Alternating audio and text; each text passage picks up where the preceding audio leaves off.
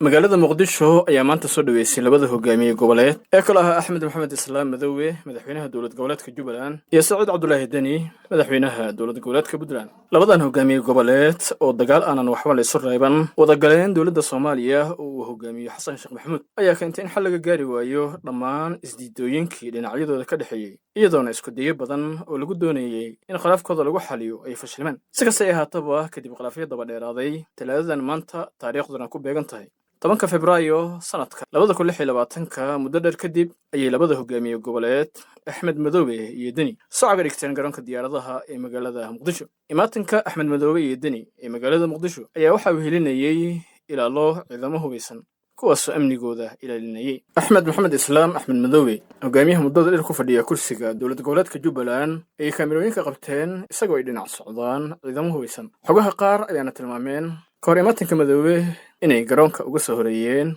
ciidamo kuwaas oo la sheegay inay xaqiijinayeen amniga garoonka kahor imaatinkiisii Axmed Madoobe halka sidoo kale Saciid Cabdulaahi Deni si taalimid ah isaguna ay la socdeen ciidamada u qalabeysnaa. waxaa labadan hogaamiye ku soo dhaweeyay garoonka diyaaradaha aadan cadde ee magaalada muqdisho siyaasiyiin u badnaa mucaarad ganacsato iyo qaybo kale oo bulshada ka mid ah. kulanka weyn ee loo balansan yahay ee u dhexeeya bil Soomaaliya iyo imaatinka labada madaxweyne goboleed Axmed Madoobe iyo Deni ma ahayn mid ku yimid rabitaano dhinacyadooda ah balse waxa uu ahaa mid ku yimid cadaadis ay saareen wakiilada beesha caalamka ee fadhigoodu yahay magaalada muqdisho. isku soo wada duub labadan madaxweyne goboleed ee hoggaanka u haya Jubbaland iyo Puntland ayaa maqnaanshahooda salka ku hayay